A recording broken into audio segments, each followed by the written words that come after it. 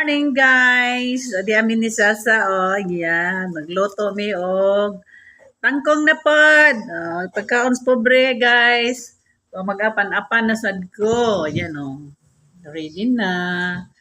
So hagpat na tagsugod guys. Sugod na taong hagpat. Sa wakas, makapahuway na gyud ko ining kusina. 5 ka buwan guys. Kay nga akong naong mura nagkaha na akong panlantaw mura nagnawag kaha kay enigmata na ko magpang toothbrush kaligo unsa diha ilis sangon dayon sa kusina magluto para pamahaw niya dayon lingkod-lingkod kadali niya tuyok-tuyok diha kadali sa balay niya kuha na po mag-atang na sad guys og para na po ihikay na po sa paniud to kay ambana basin niyag magreklamo kay kung ako lang usay Jesus pwede ra kog magluto pwede ra dili kay mula agrayon ko diretso kaon ra kog lawoy na daghang kamunggay sa kilid-kilid mana na guys nya karon kay di aman ang akong kauban sa balay di sa so magluto ko og apan-apan. Pero naanay munggos guys. Mas programahan man jud ko kanang dahon-dahon ba. Magkaon og dahon-dahon, pamahaw. Ay no dili pamahaw paniud to og panihapon.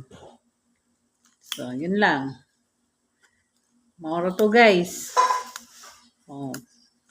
Thanking. Ang tawag ani sa amo asaliti is kuan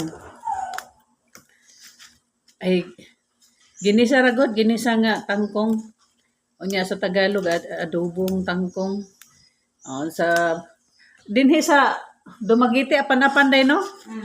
Sa inyo ha, apan-apan? So, apan-apan na nila dire. So, sundog na laputa. Ang sundog nila dire is suhid. Suhid lang puta. So, apan-apan.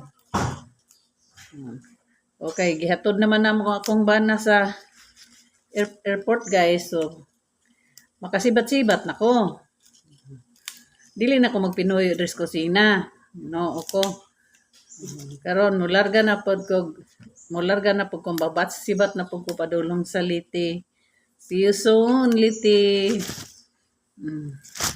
May man tudto sa Liti kay senyorita man ko didto. Inigmatan anay mo agdag pamahaw na ante.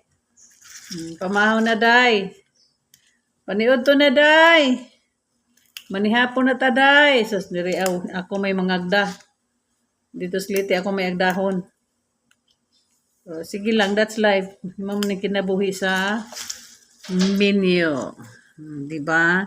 Kinabuhi sa nanay guys. So, karon 5 months tong makarelax sa kusina.